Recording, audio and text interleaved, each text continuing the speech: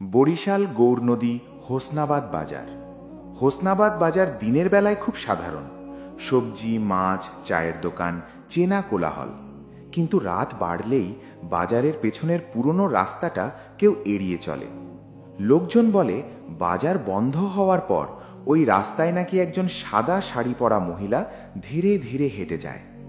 মুখ দেখা যায় না, শুধু পায়ের শব্দ, ঠক ঠক। এক রাতে রফিক কাকা দোকান গুছিয়ে দেরিতে বেরোন। হঠাৎ দেখেন হোসনাবাদ বাজারের শেষ মাথায় কেউ দাঁড়িয়ে আছে। তিনি ডাকলেন, এই যে, এত রাতে এখানে? কোনো উত্তর নেই। মহিলাটি ধীরে ধীরে ঘুরে তাকালো, কিন্তু মুখ নেই, শুধু ফাঁকা অন্ধকার। রফিক কাকা ভয়ে দৌড় দিলেন। পেছন থেকে ভেসে এলো ফিস ফিস শব্দ, আমার রাস্তা ছেড়ে যাস না।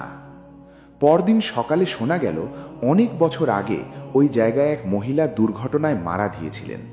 তারপর থেকেই নাকি প্রতি বৃহস্পতিবার রাতে হোসনাবাদ বাজারের ওই রাস্তায় এক জোড়া পায়ের শব্দ শোনা যায়, কিন্তু কাউকে দেখা যায় না।